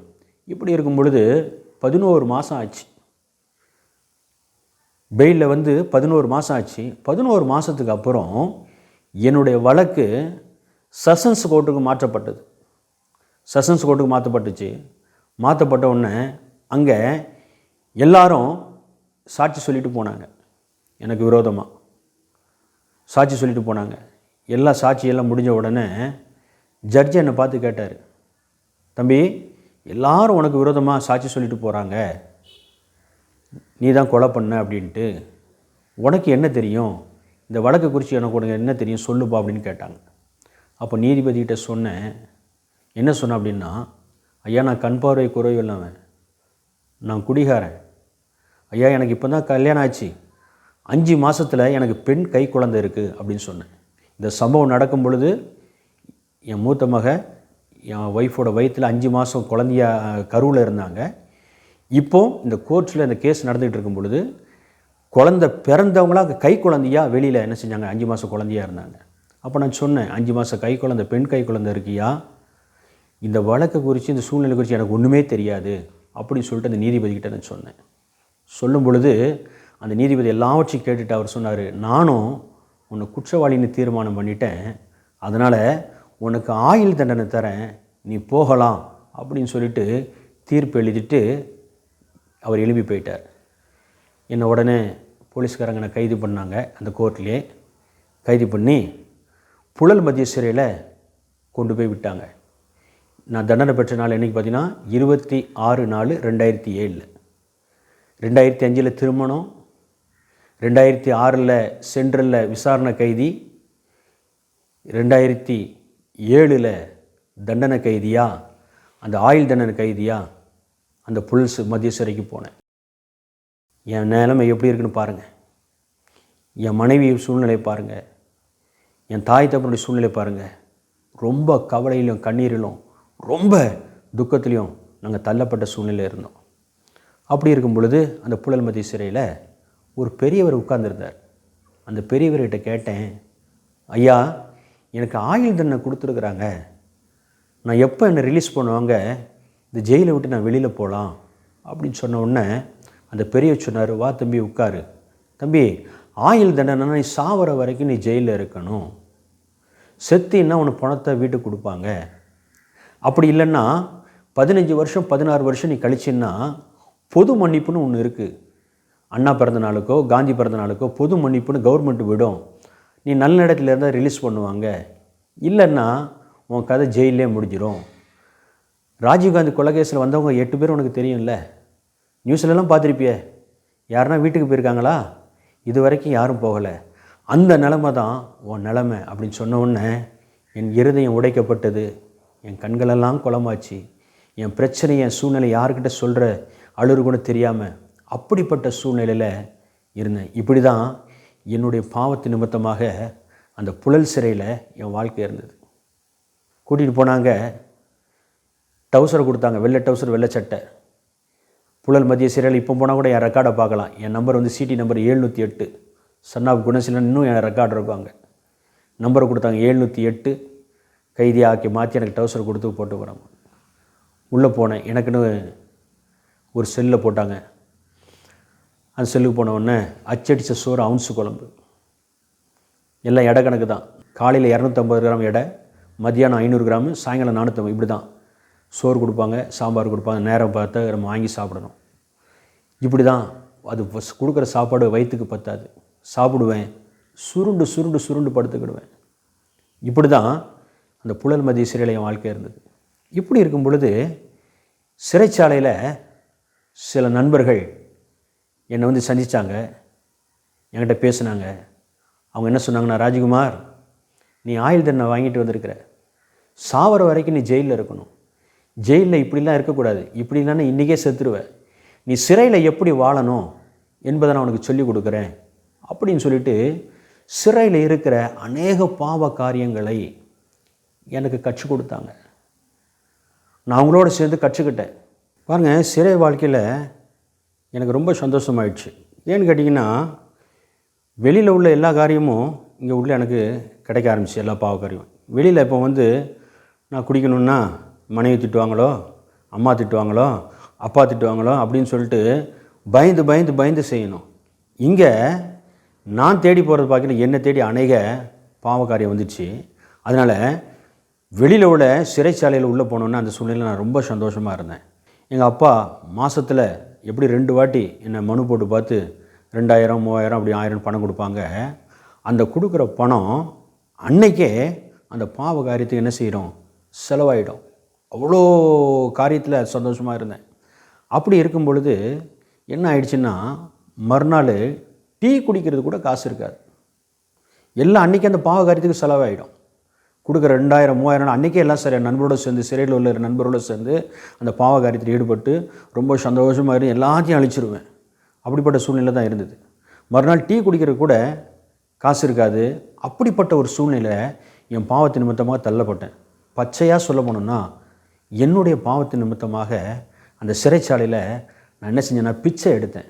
அண்ணே பசி எடுக்குது, ஒரு டீ வாங்கி கொடுண்ணே. அண்ணே பசி எடுக்குது, ஒரு பஜ்ஜி வாங்கி கொடுண்ணேன். இப்படி பட்ட சூழ்நிலை தள்ளப்பட்டு இருக்கும் பொழுது தான் சிறைக்குள்ளே கைதியாக இருக்கிற ஒரு சேகர்னு ஒரு நண்பர், அவர் என்னை வந்து பார்த்தார். அவர் அநேக நேரத்தில் நான் பசியாக இருக்கும்போது பஜ்ஜி வாங்கி கொடுப்பாரு, டீ வாங்கி கொடுப்பாரு. அந்த சூழ்நிலை அவர் என்கிட்ட சொன்னார், தம்பி, இயேசுன்னு ஒரு தெய்வம் இருக்குது, அவர் நல்லவர், நன்மை செய்கிறவர், எனக்கு அநேக நன்மையில் செஞ்சுருக்கிறாரு. நீ சர்ச்சுக்கு வந்தீங்கன்னா உனக்கும் அந்த இயேசு நன்மை செய்வார் அப்படின்னு சொல்லிட்டு அந்த இடத்துல இந்த கிறிஸ்தவனுக்கு மீண்டுமாய் ஒரு சுவிசேஷம் சொல்லப்பட்டது. அப்போ கூட நான் ஏற்றுக்கொள்ளலை. யோ போயா, நானே ஆயுள் தண்டனை போட்டு எப்போ சாகணும், சாகிற வரைக்கும் சிறையில் இருக்குன்னு சொல்லிட்டு சொல்லியிருக்கிறாங்க. இந்த இடத்துல நீ இயேசுன்ற, நல்லவருன்ற, வல்லவருன்ற, நன்மை செய்வார்னு சொல்கிற, போயா அப்படின்னு திருப்பி திருப்பி அவர் இந்த வார்த்தையை சொன்னார். இல்லை தம்பி, இயேசுன்னு ஒரு தெய்வம் இருக்குது, அவர் நல்லவர், என் வாழ்க்கையில் நன்மை செஞ்சுருக்கிறாரு. நீ சர்ச்சுக்கு வந்தீங்கன்னா உன் வாழ்க்கையிலும் அந்த இயேசு நன்மை செய்வார்னு சொல்லிக்கிட்டே இருந்தார். அப்புறம் யோசனை பண்ணி பார்த்தேன். ஏன்னா அநேக நேரத்தில் பசியாக இருக்கும்போது டீ வாங்கி கொடுக்குற மனுஷன், அநேக நேரத்தில் நான் பசியாக இருக்கும்போது பஜ்ஜி வாங்கி கொடுக்குற மனுஷன். இந்த மனுஷன் பேச்சை கேட்காம நம்ம சர்ச்சுக்கு போகலன்னா இந்த ஆள் டீ வாங்கி கொடுக்க மாட்டான், பஜ்ஜி வாங்கி கொடுக்க மாட்டான். அதனால் நம்ம இவரோடு சேர்ந்து என்ன செஞ்சுருவோம், இன்றைக்கி ஒரு நாளைக்கு சர்ச்சுக்கு போயிட்டு வந்துடுவோம் அப்படின்னு சொல்லிட்டு அவர் வார்த்தையை கேட்டு நான் அவரோடு இணைஞ்சு முதலாக அந்த சர்ச்சுக்குள்ளே போக ஆரம்பித்தேன். புழல் மத்திய சிறையில் சர்ச் இருக்கா அப்படின்னு நீங்கள் கேட்கலாம். உண்மையாகவே இன்றைக்கி வரைக்கும் சர்ச் இருக்குது. அது சர்ச்சுன்னா எப்படின்னு பார்த்தீங்கன்னா, உள்ளே இருக்கிற அதிகாரிங்க சாப்பிட்றதுக்காக அது ஒரு டைனிங் ஹாலாக அவங்க யூஸ் பண்ணிக்கிட்டு இருந்தாங்க. அதில் ஆண்டவராக இயேசு கிறிஸ்துவை ஏற்றுக்கொண்ட ரட்சிக்கப்பட்ட விசுவாசிகள் அந்த அதிகாரிகிட்ட பேசி அதை வாங்கி இன்றைக்கி ஒரு ஆலயமாக அதில் இயேசுவை ஆராதிக்கிறாங்க, தொழுதுகிட்டு இருக்காங்க. அதுதான் சர்ச். சரியா? முதல்ல அந்த சர்ச்சுக்கு என்னை கூட்டிகிட்டு போனால் உள்ளே அனல் பறக்கிற ஆராதனை நடக்குது. அப்படியே அபிஷேகத்தில் நிறங்குறாங்க, அந்நிய பாஷையில் பேசுகிறாங்க. எனக்கா ஒரு எரிச்சல், பைத்தியக்கார கூட்டத்தில் கொண்டு வந்து உட்கார வச்சுட்டான், லபான்றாங்க, லுபான்றானுங்க, வளர்றானுங்க. இந்த பைத்தியக்கார கூட்டம் எப்போ முடியும், இந்த கூட்டத்தை விட்டு வெளியில் போகலான்னு சொல்லிட்டு பைத்தியம் முடிச்ச மாதிரி உட்காந்துக்கிட்டு இருந்தேன். ஒரு வழியாக ஆராதனை முடிஞ்சு, எல்லாம் முடிஞ்சிச்சு. முடிஞ்ச உடனே அந்த ஆராதனை முடிஞ்சோன்னு எப்போவுமே டீயும் வடையும் கொடுக்குற அந்த பழக்கம் அந்த சர்ச்சில் உண்டு போல். எனக்கு முடிஞ்ச உடனே அந்த நடத்துகிற அந்த பாஸ்டரு டீயும் வடையும் கொடுத்தார். கொடுத்த உடனே அவர்கிட்ட கேட்டேன், ஐயா இந்த டீ வடை எப்போல்லாம் கொடுப்பீன்னு கேட்டேன். அவர் சொன்னார், ஞாயிற்றுக்கிழமை தோறும் அதை கொடுப்பேன் தம்பி அப்படின்னு சொன்ன உடனே நான் உடனே சொன்னேன், ஐயா ஞாயிற்றுக்கிழமை தோறும் நான் சர்ச்சுக்கு வந்துடுறேன், எனக்கு டீ வடையை எடுத்து வச்சுருங்க அப்படின்னு சொல்லிட்டு ஒரு டீ வடைக்காக இயேசுவை தேடணும்னு திருப்பி ஆரம்பித்தேன். சரின்னு சொல்லிட்டு வந்துட்டேன். இந்த ஆலயத்துக்கு போயிட்டு வந்து 4 நாள் தான் இருக்கும். என்னுடைய சிறைச்சாலையில் என்னுடைய அறையில் அந்த செல்லில் இருக்கும் பொழுது 4 நாள் கழித்து அப்படி இருக்கும் பொழுது எனக்கு மனு வந்துச்சு. உன் சின்ன தங்கச்சி மனு போட்டு பார்க்க வந்திருக்காங்க அப்படின்னு சொல்லிட்டு சொன்னாங்க. சரின்னு சொல்லிட்டு மனு பார்க்க போனேன். போகும்போது என் தங்கச்சி சொன்னாங்க, ராஜ்குமார் நீ ஜெயிலுக்கு வந்துட்ட, உனக்கு ஆயுள் தண்டனை கொடுத்துட்டாங்க, நீ சாவர வரைக்கும் நீ ஜெயிலில் இருக்கணும், அதுக்குள்ளே உங்கள் அப்பா அம்மா உன் மனைவி பிள்ளை எல்லாம் பட்னியில் செத்துரும் போல் இருக்குது அப்படின்னு சொன்னாங்க. என்னம்மான்னு கேட்டேன். நீ அப்போ ஒரு பெட்டி கடை நடத்திக்கிட்டு இருந்தீங்கல்ல கோடம்பாக்கம் பிரிட்ஜு கீழே, பிரிட்ஜை இப்போ எக்ஸ்சேஞ்ச் பண்ணுறானா, பெருசாக்குறானா, விரிவாக்குறானா, பழுது பார்க்குறானா, அதனால் கடை பிளாட்ஃபார்மில் இருக்குதுன்னு சொல்லிட்டு கடையை தூக்கிட்டான். உங்கள் அப்பா அம்மா தொழில் பண்ணல, 1 மாதம் ஆச்சு, சாப்பிடலை, ரொம்ப கஷ்டத்தில் இருக்காங்க அப்படின்னு சொல்லிட்டு திரும்பி பார்க்காம என் சகோதரி என் சின்ன தங்கச்சி திரும்பி பார்க்காம சொல்லி இந்த வார்த்தையை சொல்லிட்டு போயிட்டே இருந்துட்டாங்க. அப்படியே கண்ணிலேருந்து அப்படியே கலங்கிச்சு. தேம்பி அழுதுகிட்டே இருக்கும்போது உள்ளுக்குள்ளே இருந்து என் இருதயத்துக்குள்ளே ஆத்மாவிலேருந்து யாரோ பேசுகிற மாதிரி இருந்துச்சு. அன்றைக்கி சர்ச்சுக்கு போனோம்ல, அந்த சர்ச்சுக்கு போ, அங்கே தான் இயேசுன்னு அந்த தெய்வம் இருக்கிறாரு, அந்த தெய்வம் தான் உன்னை ஆட்சும் உன்னை தேய்ச்சும் உனக்கு சமாதானம் கொடுக்கணும் யாரோ சொல்லிக்கிட்டு இருந்த மாதிரியே இருந்துச்சு. நேராக நான் அந்த சர்ச்சுக்கு போனேன். எல்லாம் பாடுனாங்க, எல்லாம் துதிச்சாங்க, எல்லாம் ஆராதிச்சாங்க. என் கண்ணிலேருந்து நீர் தாரதாரையாக போய்கிட்டே இருந்துச்சு. இப்படி இருக்கும்பொழுது எல்லாம் முடிஞ்ச உடனே கர்த்தருடைய வார்த்தையை பிரசங்கிக்கும்படியாய் சங்கீதம் 27:1 அதை குறித்து பேசுனாங்க. கர்த்தர் என் வெளிச்சமும் ரட்சிப்புமானவர், நான் யாருக்கு பயப்படுவேன், கர்த்தர் என் ஜீவனின் பலனானவர், நான் யாருக்கு அஞ்சுவேன்னு சொல்லிட்டு அந்த வார்த்தையை அன்றைக்கி விளக்கி பேசுனாங்க. சாவர வரைக்கும் ஜெயிலில் இருக்கணும், என் கூட இப்போ தாய் இல்லை, தகப்பன் இல்லை, மனைவி இல்லை, பிள்ளைங்க இல்லை, எல்லாரும் இருந்தும் இந்த சிறையில் ஒரு அனாதை போல் சாவர நிலைமையில் இருக்கிற என்னை பார்த்து அந்த வசனம் வந்துச்சு, நான் உனக்கு மீண்டுமாய் ஜீவனை கொடுப்பேன், நான் உன் வாழ்க்கையில் திருப்பி என்ன செய்வேன், வெளிச்சத்தை உண்டாக்குவேன் அப்படின்னு சொல்லிட்டு அந்த வசனத்தை விளக்கி சொன்னோன்னே எனக்குள்ளே ஒரு சமாதானம். என்னடா ஏசப்பா மீண்டும் நம்மளுக்கு வாழ்க்கையை தர உயிரை கொடுக்குறேன்றாரு, நம்ம வாழ்க்கையை வெளிச்சமாக்குவார் அப்படின்னு சொல்லிட்டு அந்த வார்த்தையை கேட்ட உடனே எனக்குள்ளே ஒரு விசுவாசம் வந்துச்சு. வந்த உடனே வேதத்தில் சொன்ன 2 வார்த்தைகள் என் வாழ்க்கையில் என்னை கிரியை செஞ்சுது. சங்கீதம் 65:2 வாசிக்கும் பொழுது வேதம் சொல்லுகிறது, ஜெபத்தை கேட்கிறவரே மாம்சமான யாவரும் உம்மிடத்தில் வருவார்களாக அப்படின்னு சொல்லிட்டு வேதத்தில் வாசிக்கிறோம் இல்லையா. லூக்கா 19:10 வாசிக்கிறோம். என்ன சொல்லுதுன்னா, இழந்து போனதை தேடவும் ரட்சிக்கவுமே மனுஷகுமாரன் வந்தார் வாசிக்கிறோம். அந்த 2 வார்த்தையும் அன்னைக்கு என் வாழ்க்கையில் கிரியை செஞ்சுது. அந்த சங்கீதம் 27:1 விளக்கி சொன்ன கேட்ட உடனே அந்த நேரத்தில் அப்படியே என்னை ஒப்பு கொடுத்தேன். ஆண்டவரே, எனக்கு தகப்பனை, மனைவியை, பிள்ளைகளை, எனக்கு இந்த உயிரை கொடுத்தது நீங்கள் தான் ஆண்டவரே, நான் உங்களோட கரத்தில் ஒப்பு கொடுக்குறேன், நீங்கள் பார்த்துக்கங்க அப்படின்னு சொல்லிட்டு, இதுதான் என் ஜெபம், வேறு ஒன்றும் கிடையாது சொல்லிவிட்டு நான் திருப்பி அந்த சர்ச்சை விட்டு என்னோடய அறைக்கு வந்துட்டேன். திருப்பி 1 வாரம் கழிச்சிது. இந்த ஜெபத்துக்கு அப்புறம் 1 வாரம் கழிச்சது. 1 வாரம் கழிச்சதுக்கப்புறம் திருப்பியும் என் தங்கச்சி என்னை வந்து பார்த்தாங்க. பார்த்துட்டு அவங்க சொன்னாங்க, ராஜ்குமார் பிரிட்ஜி இப்போ எக்ஸ்சேஞ்ச் பண்ணலையா, எந்த இடத்துல கடையை தூக்குனானோ அதே இடத்துல மீண்டுமா கடையை கொடுத்துட்டாங்க, உங்கள் அப்பா அம்மா தொழில் பண்ணுறாங்க, உன் மனைவி பிள்ளைங்க நல்லா இருக்குன்னாங்க. அல்லேலூயா, கர்த்தருடைய பரிசுத்த நாமத்துக்கு ஸ்தோத்திரம் உண்டாவதாக. உடனே நான் தீர்மானம் பண்ணேன், நான் கல்லையோ மண்ணையோ மரத்தையோ மட்டையோ வணங்க வரல, நான் தேடி வந்திருக்கிற இயேசு உயிருள்ளவர், ஜீவன் உள்ளவர். நான் ஒரு கிறிஸ்தவனாக இருந்தோம், கிறிஸ்தவ குடும்பத்தில் பிறந்தோம், இது வரைக்கும் நான் தேடாமல் போனேனே, அறியாமல் போனேன்னு சொல்லிட்டு அந்த சிறைச்சாலையில் அப்படியே கண்ணீர் விட்டு அழுதுகிட்டே இருந்தேன். அழுதுட்டு என்ன செஞ்சேன்னா, ஆண்டவரே என் வாழ்க்கையை நான் ஒப்பு கொடுக்குறேன், நீங்கள் பார்த்துக்கங்க அப்படின்னு சொல்லிகிட்டு இருக்கும் பொழுது அங்கே இருக்கிற விசுவாசி கூட்டம் என்னை வந்து பார்த்துச்சு. டேய், பீடி அடிச்சுக்கிட்டு கஞ்சா அடிச்சுக்கிட்டு பைத்தியக்கார மாதிரி சுற்றுவியே இந்த ஜெயிலுக்குள்ளே, இன்றைக்கி இவ்வளோ ஒரு மூஞ்சில் ஒரு சந்தோஷம் தெரியுதே, உனக்கு என்ன நடந்துச்சு அப்படின்னு கேட்டாங்க. அப்போ சொன்னேன், இந்த மாதிரி கடையெல்லாம் எல்லாம் இழந்து வருமானம் இல்லாமல் எங்கள் அப்பா அம்மா மனைவிலாம் கஷ்டப்படுறதுன்னு சொல்லிட்டு போனாங்க என் தங்கச்சி. இங்கே சர்ச்சுக்கு வந்தேன், இப்போது இழந்து போன கடையை கொடுத்துட்டாராம், எங்கள் அப்பா அம்மா தொழில் பண்ணுறாங்க, என் மனைவிலாம் நல்லா இருக்காங்க அப்படின்னு சொல்லிட்டு என் தங்கச்சின்னு சொல்லிட்டு போனாங்க. அதனால் நான் மகிழ்ச்சியாக இருக்கேன். இப்படிப்பட்ட ஒரு சந்தோஷத்தை, இப்படிப்பட்ட அற்புதத்தை ஏசப்பா என் வாழ்க்கையில் என் குடும்பத்தில் செஞ்சுருக்காரு அப்படின்னு சொன்னோடனே அந்த விசுவாசி கூட்டம் திருப்பி என்னை பலப்படுத்துனாங்க. என்னென்னா, நீ தேடி வந்திருக்கிற இயேசு யார் தெரியுமா? ஜீவன் உள்ளவர், உயிர் உள்ளவர். இந்த இயேசுவை நீ பிடிச்சிக்க, இன்னும் வாழ்க்கையில் அற்புதம் நடக்கும்னு எனக்கு சொல்லிக் கொடுத்தாங்க. அது மாத்திரம் இல்லை, டெய்லியும் காலையில் இங்கே பைபிள் ஸ்டடி நடக்குது. பைபிள் ஸ்டடி நடக்கிறதுக்குன்னு ஒரு பாஸ்டர் வராரு. நீ கர்த்தருடைய வார்த்தை கேட்டுப்பார், இன்னும் உனக்கு அற்புதம் நடக்கும், அடையாளங்கள் நடக்கும் அப்படின்னு சொல்லிட்டு எனக்கு சொல்லிக் கொடுத்தாங்க. சரின்னு சொல்லிவிட்டு அந்த வார்த்தையை கேட்டு தினசரி அங்கே நடக்கிற அந்த பைபிள் ஸ்டடியில் கர்த்தருடைய வார்த்தையை நான் கேட்க போகும்போது நான் சும்மா போக மாட்டேங்க. ஒரு பாக்கெட்டில் பீடி இருக்கும், ஒரு பாக்கெட்டில் சிமிலி இருக்கும், எல்லா பாவக்காரியம் எல்லாம் இருக்கும். அதெல்லாம் போட்டுக்கிட்டு தான் நாங்கள் போவேன். உட்காருவேன், ஒரு வசனத்தை கேட்பேன், என்னால் உட்கார முடியும், எழும்பி வருவேன், 2 வழி வலிப்பேன், திருப்பி போவேன். இப்படி தான் உட்காந்து பீடியை பிடிப்பேன், ஒரு 2 வழி வலிப்பேன், திருப்பி உட்காருவேன், 2 வாட்டி ஸ்மோக் பண்ணுவேன், திருப்பி உட்காருவேன். இப்படியே தான் கேட்டுக்கிட்டே இருந்தேன்.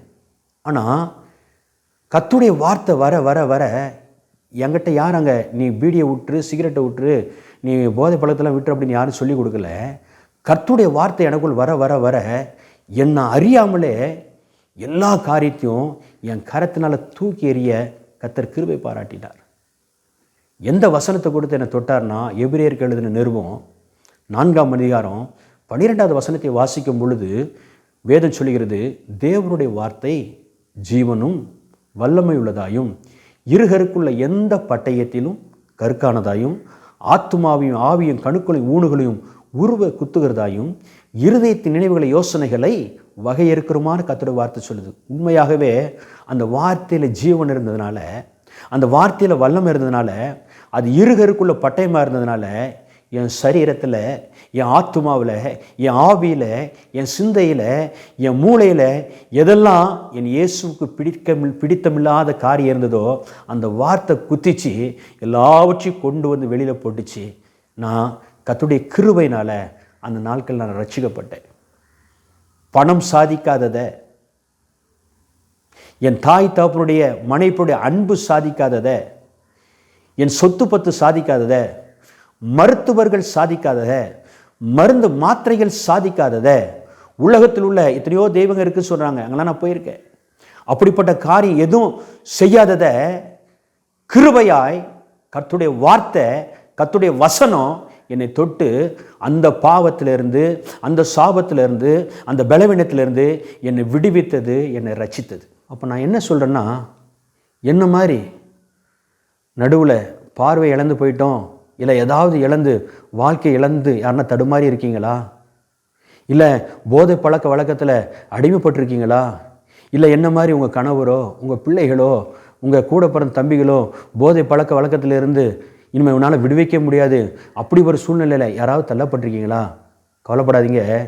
என்னை விடுவித்த, என்னை ரட்சித்த, என்னை அபிஷேகித்த, என்னை உருவாக்கின இயேசு உங்களுக்கு இருக்கிறாரு.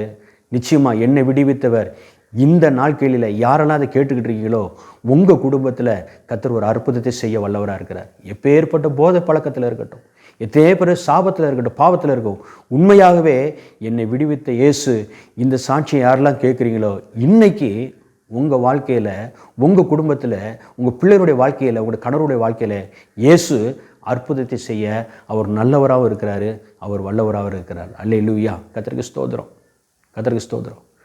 இந்த சம்பவம் நடந்ததுக்கப்புறம் நான் என்ன தீர்மானம் பண்ணேன் அப்படின்னா, சரி இனிமே ஆண்டவருக்காக நம்ம ஜீவிக்கணும்னு சொல்லிட்டு அன்றைக்கி என் வாழ்க்கையை கர்த்தரிடத்தில் ஒப்பு கொடுத்த உடனே ஆண்டவர் என்னை சிறைக்குள்ளே வச்சு எனக்கு ஞானஸ்தானம் கொடுத்தாரு, என்னை அபிஷேகித்தார், எல்லா காரியத்தையும் சொன்னார். இன்றைக்கி இயேசு நல்லவர், இயேசு நன்மை செய்கிறவர், பூமிக்கு எந்த நோக்கத்தோடு வந்தார், எதுக்கு பிறந்தார், எதுக்கு மரித்தார், எதுக்கு பரலோகம் போயிருக்கிறாரு, எதுக்கு மீண்டுமா வர சொல்ல முடியல. சொன்னோம்னா நம்மளை மதமாற்றம் பண்ணணும்னு சொல்லிட்டு நம்மளை பிடிச்சி உள்ளே போட்டுறான். ஆனால் கர்த்தர் கிருபையாய் அந்த சிறைச்சாலையில் வச்சே எல்லாவற்றையும் எனக்கு செஞ்சார். என்னை ரட்சித்தார், எனக்கு ஞானஸ்தானம் கொடுத்தாரு, என்னை அபிஷேகித்தார், ஆசீர்வதித்தார். இப்படி நான் வாழ்ந்து கொண்டு இருக்கும் பொழுது அந்த சிறைச்சாலைகளில் எல்லாரும் வசனம் சொல்லுவாங்க, எல்லாரும் பாடுவாங்க, எல்லாரும் துதிப்பாங்க, ஆராதிப்பாங்க. எனக்கும் பாடணும், வசனத்தெல்லாம் சொல்லணும், நானும் கர்த்தரை ஆராதிக்கணும், எனக்கு ரொம்ப வாஞ்சியாக இருக்கும். பைபிளை எடுத்து பார்ப்பேன், ஒரு எழுத்து கூட தெரியாது, அப்படியே அழுவேன். பாட்டு புக்கு எடுப்பேன், ஒரு எழுத்து கூட தெரியாது, அப்படியே அழுவேன். அழுது அழுது அழுது சங்கீதக்காரன் தாவீதை போல என் கண்ணீரினால் என் தலையனை நினச்சிக்கிட்டே இருந்தேன். இப்படி இருக்கும் பொழுது ஒரு பெரியவர் வந்தார். தம்பி ராஜ்குமார், உன்னை பார்த்தா எனக்கு கஷ்டமாக இருக்குது, ஏன்பா அழுவுற, ஜெயிலுக்கு வந்துட்டுன்னு சொல்லிட்டு அழுவுறியா? கவலைப்படாத, நான் ஒரு வசதி வாய்ப்பில் இருக்கிறேன், உன் குடும்பத்தை நான் பார்த்துக்கிறேன், உன் பிள்ளையை நான் படிக்க வைக்கிறேன், நீ அழுவாதப்பா, எனக்கு கஷ்டமாக இருக்குது அப்படின்னு சொன்னார். நான் அந்த பெரியவர்கிட்ட சொன்னேன், என் குடும்பத்தை குறித்து, என் சூழ்நிலை குறித்து நான் அழுவலையா, ஏசப்பான்னு ஏற்றுக்கிட்டாங்க, நான் ரட்சிக்கப்பட்டுட்டேன், அந்த தெய்வத்தை எல்லாம் பாடுறாங்க, துதிக்கிறாங்க, ஆராதிக்கிறாங்க, சர்ச்சில் வசனம்லாம் சொல்கிறாங்க, எனக்கு பார்வை இல்லாதனால பாட முடியல, துதிக்க முடியல, வசனத்தை ஒன்றும் வாசிக்க முடியல, எனக்கு சொல்லவும் முடியல அப்படின்னு சொன்ன உடனே அந்த பெரியவர் சொன்னார், நீ கவலைப்படாத, நான் ஒரு கிறிஸ்தவன், நான் உனக்கு பாட கற்றுக் கொடுக்குறேன், நான் உனக்கு வசனத்தை சொல்லி கொடுக்குறேன் அப்படின்னு சொல்லி ஒரு நாளைக்கு ஒரு வசனத்தை சொல்லி கொடுக்கும் பொழுது இயேசு என் செவியும் மனக்கண்களையும் திறந்தார், வசனத்தை இருதயத்தில் எழுதலாம் காத்துறதுனா நடக்க எனக்கு கிருபை கொடுத்தார். ஒரு பாட்டை கற்றுக்கிறதுக்கு ஒரு வாரம் ஆகும். ஃபஸ்ட்டு ராகங்களை சொல்லிக் கொடுப்பாரு, அதுக்கப்புறம் ஃபஸ்ட்டு வரிகளை சொல்லிக் கொடுப்பாரு, அதுக்கப்புறம் ராகங்களை சொல்லிப்பாரு. இப்படி நான் பாடினேன், துதித்தேன். தினசரி அந்த புழல் மத்திய சிறையில் உள்ள ஆலயத்தில் கர்த்தருடைய வார்த்தையை தான் நான் கேட்டேன். நான் எந்த கோர்ட்ஸுக்கும் நான் போகலை, எந்த வக்கீலையும் நான் பார்க்கல, எந்த நீதிபதியும் நான் பார்க்கல, என் பணத்தை ₹1 கூட நான் செலவு பண்ணலை. ஆட்டோமேட்டிக்காக என்னுடைய வழக்கு உயர் நீதிமன்றத்துக்கு வந்துச்சு.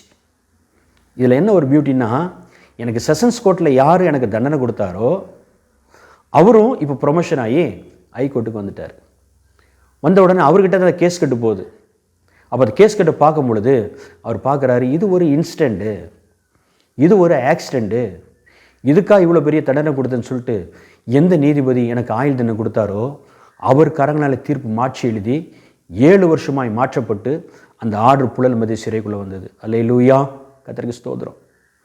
எல்லாருக்கும் ஒரு சந்தோஷம், எல்லாம் என்னை என்கரேஜ் பண்ணாங்க. தம்பி ராஜ்குமார், 7 வருஷத்தில் நீ ஜெயிலை விட்டு வெளியில் போயிட போகிற, 7 வருஷத்தில் நீ விடுதலை ஆயிடுவ, ஏசப்பா உனக்கு விடுதலை கொடுத்துட்டாங்க அப்படின்னு சொல்லிட்டு நிறைய பேர் ஒன்று என்கரேஜ் பண்ணாங்க, என்னை தேர்ச்சினாங்க. நான் எல்லாரையும் பார்த்து கேட்டேன், நான் எதுக்கு 7 வருஷம் சிறையில் இருக்கணும்?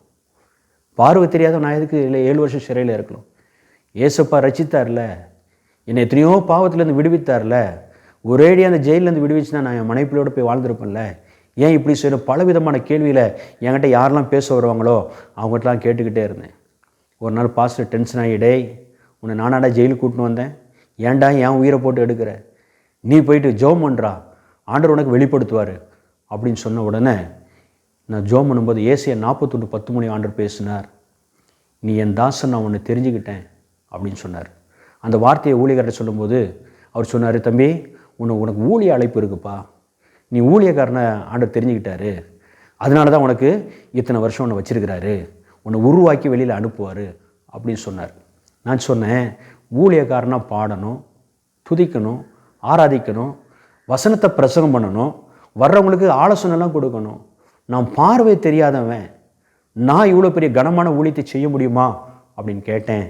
அதுக்கு அவர் சொன்னார், தம்பி உன்னால் ஒன்றும் முடியாதுப்பா, உனக்குள்ளே இருக்கிறார் பற்றியா இயேசு, அவர் பெரியவர், உன்னை கொண்டு பெரிய காரியங்களை செய்வார் அப்படின்னு சொல்லி என்னை என்கரேஜ் பண்ணாங்க. திருப்பியும் நான் பாட ஆரம்பித்தேன்.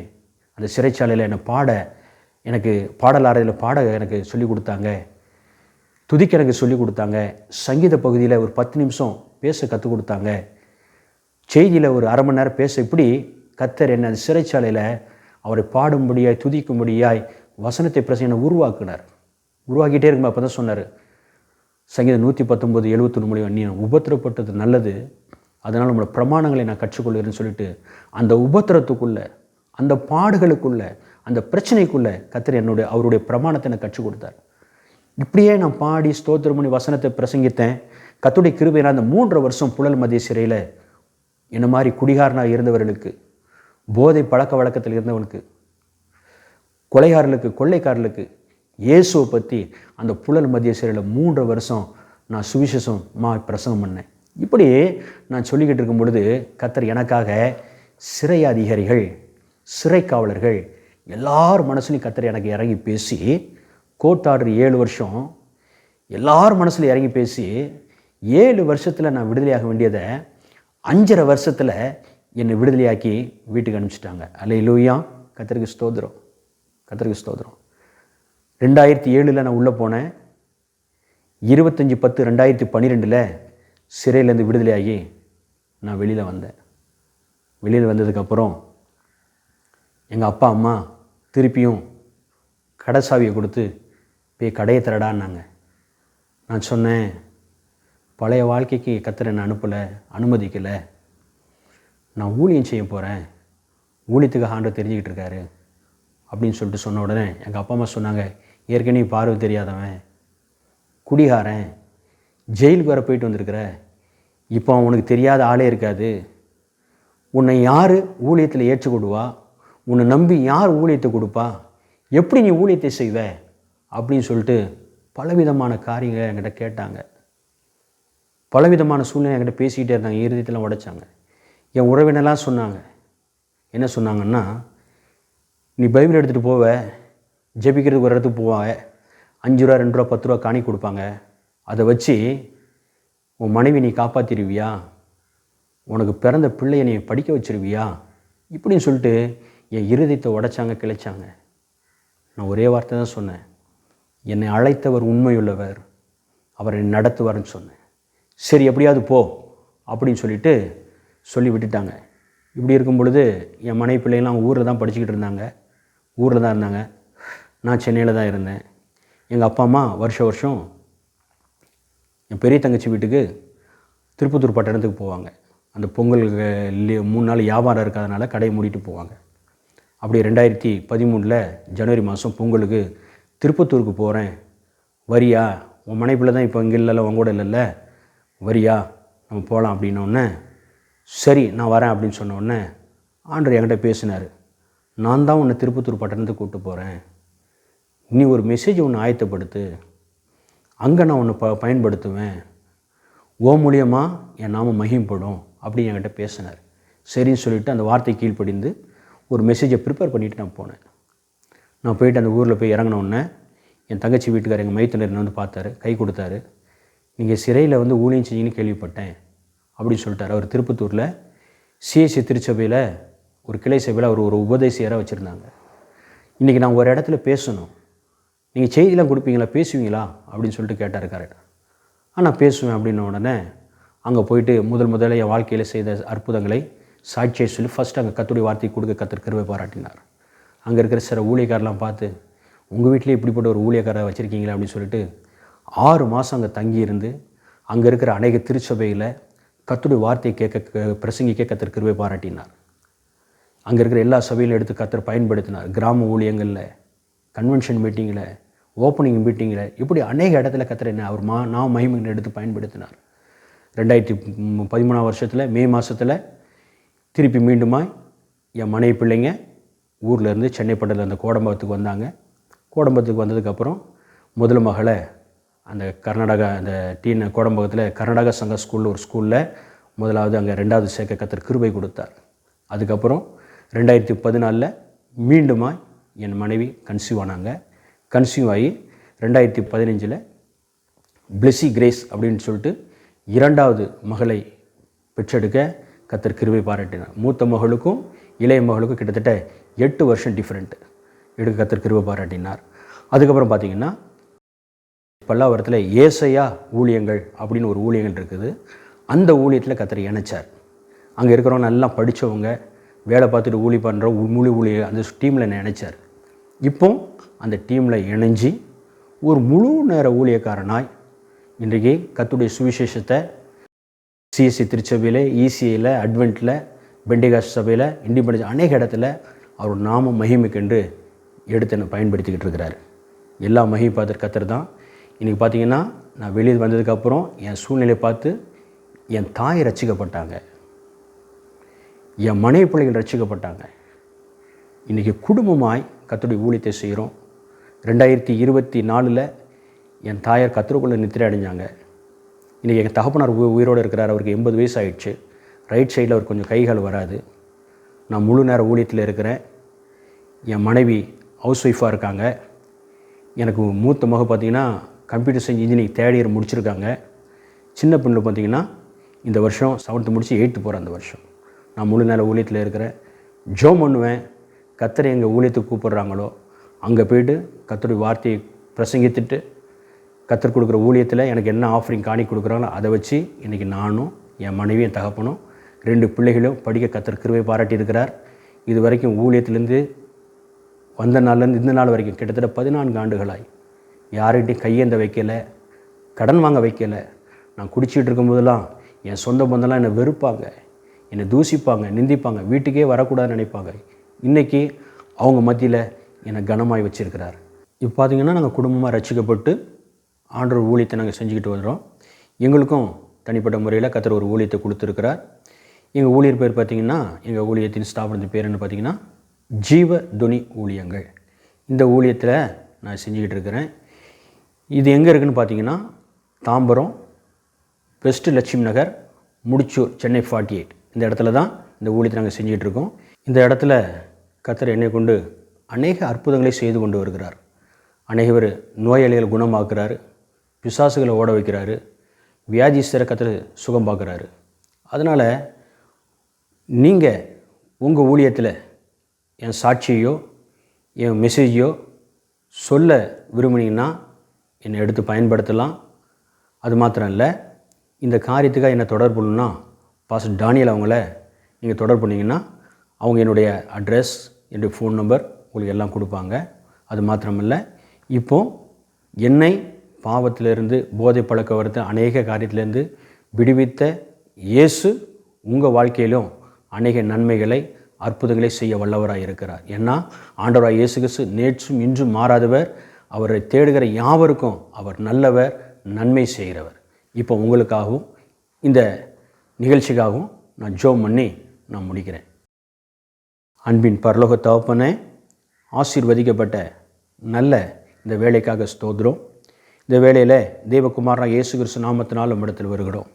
அன்றே உம்முடைய இரக்கம் மனதுருக்கும் உம்முடைய கிருபை என் மேலே இறங்க அப்படின்னால அன்றே குடிகாரனாக இருந்த என்ன, அன்றே கொலைகாரனாக இருந்த என்ன, ஆயுள் தண்டனை சிறைவாசியாக இருந்த என்ன, அன்றே பாயிலும் பிரதானபாவியாக இருந்த என்ன, சிறைச்சாலையில் தேடி வந்து என்னை தொட்டு என்னை ரட்சித்து நீர் என் வாழ்க்கையில் செய்த அற்புதங்களை அதிசயங்களை அப்பா சாட்சியாய் சொல்லும்படியாய் அன்றைய இந்த நேரத்தை நீர் உருவாக்கி கொடுத்தீரே, அதை நினைத்து நாங்கள் நன்றியுடைமை துதிக்கிற ஸ்தோத்தரிக்கிறோம், மகிமைப்படுத்துகிறோம்.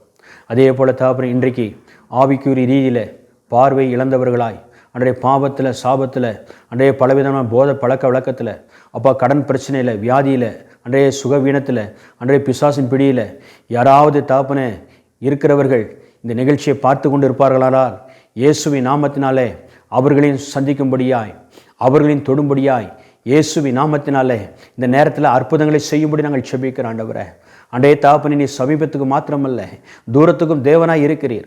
அன்றே யாரெல்லாம் இதை பார்த்து கொண்டு இருக்கிறார்களோ, அன்றே யாரெல்லாம் இதை கேட்டுக்கொண்டு இருக்கிறார்களோ, இயேசுவின் நாமத்தினாலே உடைய வல்லமையுள்ள கரம் அவர் மேலே அமரும்படியாய், இயேசுவின் நாமத்தில் பாவ கட்டுகள் அறுக்கும்படியாய், சாப கட்டுகள் இயேசுவின் நாமத்தில் அறுக்கும்படியாய், பலவீனம் இயேசுவின் நாமத்தில் மாறும்படியாய், சுகவீனங்கள் இயேசுவின் நாமத்தில் மாறும்படியாய், கடன் பிரச்சனைகள் இயேசுவின் நாமத்தில் மாறும்படியாய், அன்றைய இயேசுவின் நாமத்தில் குடும்பத்தில் ஒரு அற்புதம் நடக்கும்படியாய் நான் ஜெபிக்கிறேன். ஆண்டவரே, அப்படி செய்ய போகிற நம்முடைய கிருபைகளுக்காக கொடான கொடி நமக்கு ஸ்தோத்திரம் ஸ்தோத்திரம் ஸ்தோத்திரம் ஸ்தோத்திரம். ஆண்டவரே, விசேஷமாய் தாப்புனே அப்பா அந்த கிரேஸ் காலிங் டிவியை அன்றே பொறுப்படுத்தி நடத்துகிற பாஸ்டர் தாப்புனே தானியல் ஐயாவிற்காக ஸ்தோத்திரம், குடும்பத்துக்காக ஸ்தோத்திரம், ஊழியங்களுக்காக ஸ்தோத்திரம். இயேசுவின் நாமத்தினாலே இந்த டிவியை ஆசீர்வதிப்பீராக. வேதத்தில் நாங்கள் வாசிக்கிறோமே, நீ வலதுபுறத்தில் இடதுபுறம் எண்ணம் கொண்டு பெருகுவாய்ன்னு சொன்ன வசனத்தின்படி இயேசுவின் நாமத்தினாலே அப்பா இந்த ஊழியம் தகப்பனே இயேசுவின் நாமத்தினாலே வலதுபுறத்தில் இடதுபுறம் இடகொண்டு பெருகொட்டாண்டவரே. அப்பா இந்த டிவி மூலியமாக எதையெல்லாம் தகப்பனை ஒளிபரப்பு பண்ணுகிறார்களோ இயேசுவின் நாமத்தினாலே அப்பா கேட்கிறவர் எல்லாம் தகப்பனே அன்றைய மனக்கண்கள் திறக்கப்பட, அன்றைய ரட்சிக்கப்பட, ஒரு அற்புதத்தை பெற்றுக்கொள்ள, ஆசீர்வாதத்தை பெற்றுக்கொள்ள இந்த டிவி மூலியமாக அநேகர் தகப்பனை நாம் மகிப்பட கர்த்தர் கிருபை பாராட்டும்படி நாங்கள் செபிக்கிறோம். எல்லாவற்றையும் ஆணி பாய்ந்த கரத்தில் ஒப்பு கொடுக்கிறோம். நீர் பொறுப்படுத்திக் கொள்ளும். கர்த்தர் பெரிய காரியங்களை செய்யும். இயேசுவின் வல்லமை நாமத்தினாலே பிதாவே. ஆமென், ஆமென். God bless you. கர்த்தர் உங்களை ஆசீர்வதிப்பாராக. தேங்க்யூ.